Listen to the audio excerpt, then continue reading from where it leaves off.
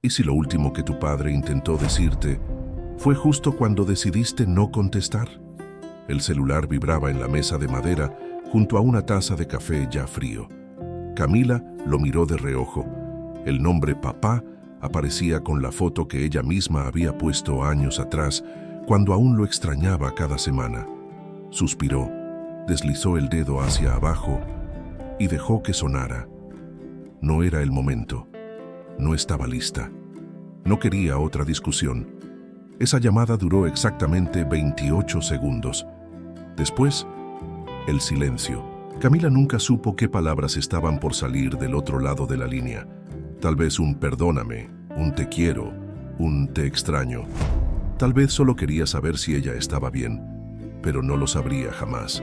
Esa fue la última llamada. Bienvenido a Historias que Sanan. Este canal es para los que cargan culpas que no se ven, para los que aman en silencio y para los que no llegaron a tiempo. Suscríbete, comenta, comparte. Aquí, las despedidas también pueden sanar. Ese jueves por la tarde, Camila estaba revisando correos en su laptop. Tenía pendientes del trabajo, la cabeza saturada y el corazón inquieto desde hace días.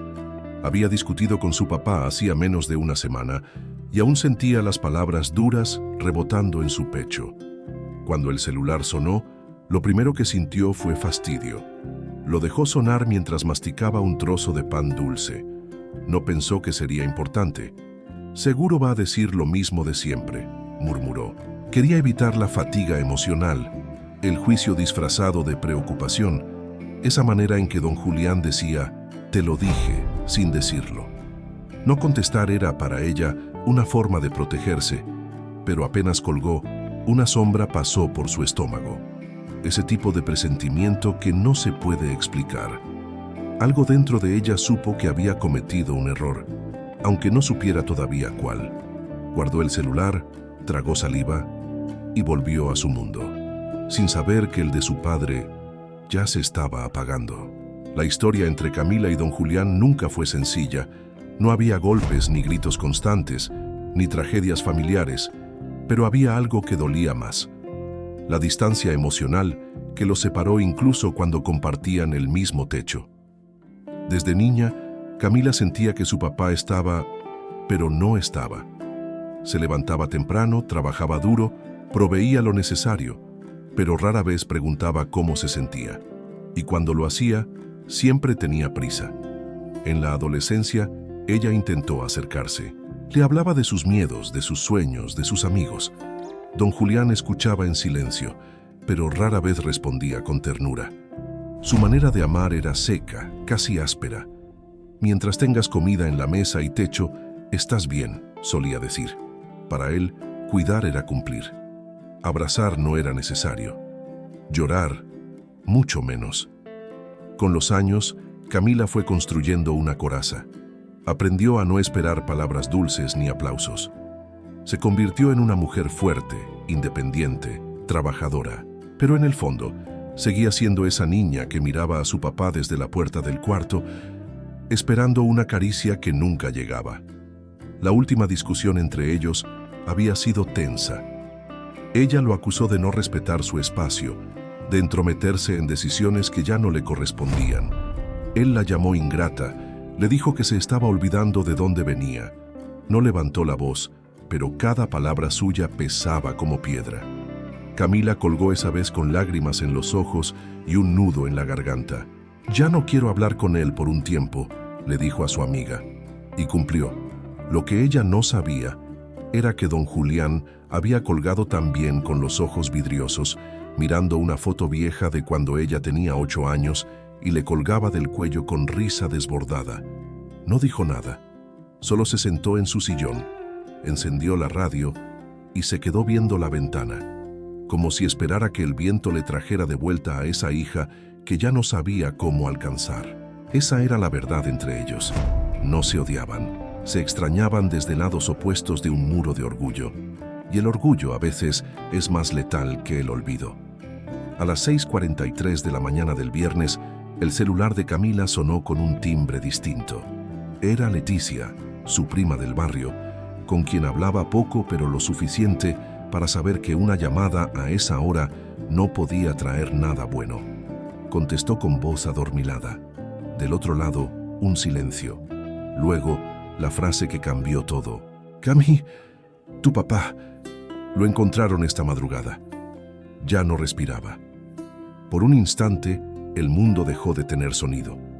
Camila no respondió. El teléfono cayó de su mano, y con él, todo lo que pensaba que podía esperar. El pecho se le hundió, como si le hubieran quitado el aire. Sintió las piernas ceder y se dejó caer en el suelo de la cocina, abrazando sus rodillas como una niña perdida. El café, recién hecho, quedó intacto. La ciudad seguía despierta allá afuera, pero adentro, algo se rompió. El corazón de don Julián se había detenido en la madrugada, en su sillón favorito, con el televisor encendido en volumen bajo. Fue un infarto silencioso, dijeron los paramédicos. No sufrió, no gritó, solo se fue, solo, como vivió muchos de sus días. La vecina lo encontró al notar que la luz seguía prendida y la puerta entreabierta.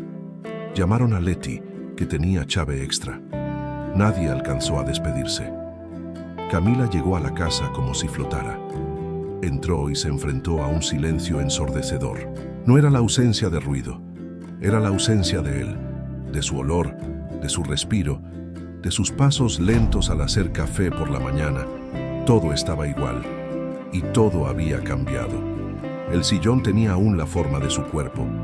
El vaso con agua seguía en la mesita. En la radio una canción de José Alfredo seguía sonando como si nada hubiera pasado. El funeral fue breve, sobrio, con más lágrimas que palabras. Camila no habló, no pudo. Sentía que su voz no le pertenecía. La familia la miraba con respeto, pero también con distancia. Algunos sabían de sus peleas, otros no, pero nadie sabía el peso exacto de su culpa, ni siquiera ella. Solo sabía que ignoró la última llamada, que esa fue su elección y que ahora era irreversible. Esa noche, al cerrar la puerta de su departamento, Camila se quedó parada en la oscuridad por largos minutos. No lloró, no encendió luces, solo se abrazó a sí misma, como si intentara contener una tormenta que aún no sabía cómo nombrar. Las primeras noches fueron un abismo. Camila intentaba dormir, pero al cerrar los ojos el silencio se convertía en un murmullo familiar. No eran voces claras, eran ecos, fragmentos. A veces creía escuchar cómo él decía su nombre desde la cocina, otras el rechinido del sillón al acomodarse. El peor momento era cuando sonaba el teléfono en alguna película y su corazón se detenía por un segundo. No le decía a nadie. ¿Cómo explicar que sentía que su papá seguía ahí? No como un fantasma que asusta, sino como una presencia que duele. Como si su alma no se hubiera ido del todo. Como si tuviera algo pendiente. Camila dejaba la televisión encendida hasta la madrugada. Se dormía en el sofá, abrazada a una almohada, buscando una forma de no pensar. Pero siempre regresaba la misma escena. El nombre papá en la pantalla y su dedo ignorando la llamada. Una madrugada fue más claro. Se levantó al baño y al volver pasó por la mesa donde siempre dejaba el celular y escuchó nítido un susurro detrás de ella. Camila. Se detuvo en seco. El departamento estaba vacío. El sonido no venía del exterior. Era como si hubiera flotado desde su memoria o desde otro lugar. Sintió un escalofrío que no fue de miedo, sino de tristeza profunda. Al día siguiente buscó una foto antigua de ellos, la puso junto a su cama. Era la imagen de una tarde en Chapala, cuando ella tenía apenas 10 años y don Julián la cargaba en los hombros. Sonreían. No sabía por qué esa imagen la hacía llorar tanto ahora. Tal vez porque en ella aún se sentía amada. Y así pasó una semana más, con una voz que no se iba, con una culpa que no se dormía, con una hija que empezaba a entender que algunas heridas no vienen de lo que se hizo, sino de lo que no se dijo. Fue Leti quien le entregó la caja. Una tarde gris, la encontró en la puerta de su trabajo. Llevaba un suéter viejo de don Julián en los brazos y en las manos una caja de cartón con cinta café. Esto estaba en el closet. Dijo que era para ti. Nunca me explicó más. Camila tembló al recibirla. Era pesada, con olor a humedad y madera vieja, como el corazón de su infancia. Tardó horas en abrirla. La dejó sobre la mesa mientras hacía café, como si temiera que al abrirla algo saliera y la enfrentara. Finalmente, con manos temblorosas, levantó la tapa. Adentro había fotografías, papeles doblados, una camisa de cuadros que él usaba para ir al mercado y un manojo de sobres amarillentos con su nombre escrito a mano. Para Camila. La primera carta la leyó en voz alta, sola, sentada en el piso. Hija, nunca supe cómo decirte que me siento orgulloso de ti. Aunque a veces no lo diga, lo pienso cada vez que escucho tu nombre. Camila se cubrió la boca. Era su letra, era su voz, pero eran palabras que jamás escuchó en vida. Carta tras carta, su papá le contaba cosas que nunca se atrevió a decirle, sus miedos, sus dudas, sus errores. Algunas eran torpes, con tachones, otras más largas, casi como un diario. En una de ellas, escrita poco antes de morir, decía: no quiero que pienses que me fui sin amarte, solo no supe hacerlo bien. Tal vez algún día leas esto y me entiendas. Camila abrazó las hojas contra el pecho. Lloró hasta dormirse, por todo lo que no se dijeron, por todo lo que aún podía sentir. Esas cartas eran, en cierto modo, el abrazo que nunca se dieron, un puente entre dos corazones heridos que aún querían encontrarse. Una semana después, Camila volvió a la casa de su infancia. La llave aún funcionaba. El portón oxidado crujió como si reconociera su presencia. Al entrar, un olor la golpeó en el pecho, el aroma de su papá. Tabaco suave, café negro y el jabón que siempre usó. Se quedó quieta en la sala, mirando el sillón donde él se dormía con el radio encendido. No tocó nada al principio, solo caminó despacio, como si recorriera un templo. Cada rincón tenía algo de él. En la cocina, el frasco de vidrio con dulces de tamarindo. En el baño, su loción casi vacía. En el cuarto, su sombrero colgado junto al calendario viejo que aún marcaba el mes anterior. Camila se sentó en la cama, cerró los ojos y por primera vez no lo sintió como una ausencia, sino como una presencia suave, amorosa.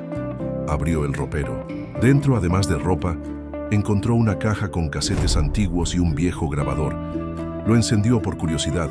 El primer casete tenía una etiqueta escrita a mano. Camila, mensaje. Temblando, presionó play. La cinta zumbó unos segundos y luego su voz. Camila, solo quería decirte que te quiero. Sé que a veces no te lo demuestro, pero lo siento cada día. Perdóname si te fallé. Estoy aprendiendo, aunque ya sea tarde. Camila cayó de rodillas frente al grabador. Lloró como nunca, porque ahí estaba su padre. No el que discutía, no el que juzgaba, sino el que la amaba, aún sin saber cómo. Salía de la casa con los ojos hinchados cuando un hombre mayor la detuvo frente al portón. ¿Eres Camila, la hija de Julián? Ella asintió, aún secándose las lágrimas.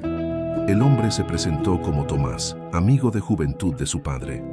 Venía cada domingo a jugar dominó, a recordar los viejos tiempos. Tu papá hablaba mucho de ti, más de lo que imaginas. Yo creo que no sabía cómo decírtelo, pero te admiraba. Me enseñó tus fotos, tus diplomas, hasta tus publicaciones en redes. Se le iluminaba la cara. Camila lo escuchaba como quien escucha una lengua nueva. No podía imaginar a su papá tan tierno. Tomás continuó. El día que murió, me dijo que quería llamarte, que ya no quería más peleas. Me pidió que si algo le pasaba, te dijera que su amor por ti era lo único que nunca le falló. Camila se cubrió la boca. Sintió que algo dentro de ella se quebraba y al mismo tiempo se acomodaba. Ese hombre le devolvió una parte de su padre que pensaba perdida. No era el padre perfecto, pero era un hombre que intentó, que luchó contra su forma de ser para acercarse. Y aunque no lo logró en vida, Había dejado señales de que lo intentó hasta el final. Esa noche, Camila puso la grabación una vez más. Ya no lloró como antes. Esta vez, escuchó cada palabra como si fuera una caricia. La voz de su padre no la perseguía, la acompañaba. Había algo distinto en el aire, como si por fin se hubiera abierto una ventana en su alma. Se sentó a escribirle una carta. La primera no era para él, exactamente. Era para ella misma, para sanar, para cerrar el círculo. En la hoja escribió: «Papá, me perdono por no contestar y te perdono por no saber hablar. Nos fallamos, pero también nos amamos. Gracias por seguir hablándome, incluso desde donde estás». Regresó a la casa una última vez. Dejó la carta en el cajón donde solían estar sus útiles escolares. Puso una flor sobre la cama, cerró la puerta despacio, sin prisa, y al salir sintió que algo quedaba atrás, pero también algo nuevo nacía, porque a veces el perdón llega tarde, pero aún así llega. Tal vez la mayor tragedia no fue la última llamada ignorada, sino todas las palabras que nunca se atrevieron a decirse en vida. El amor a veces no sabe hablar, se esconde detrás del orgullo, se disfraza de crítica, se atrasa por miedo, pero incluso así, existe, lucha, insiste. Camila no recuperó el tiempo perdido, no abrazó a su padre una última vez, pero encontró algo más poderoso, la verdad detrás del silencio, las cartas, la grabación, el eco de su voz en la madrugada. Todo eso fue su forma de quedarse. Si tienes a alguien que amas y con quien ya no hablas, hazlo hoy. Contesta la llamada. Escribe esa carta. Di lo que duele, porque el tiempo no siempre avisa. Y cuando lo hace, a veces ya es tarde. Gracias por quedarte hasta el final. Si esta historia tocó tu corazón, suscríbete a Historias que Sanan. Comparte, comenta y cuéntanos. ¿Tú también ignoraste alguna vez una llamada que no volvió a sonar?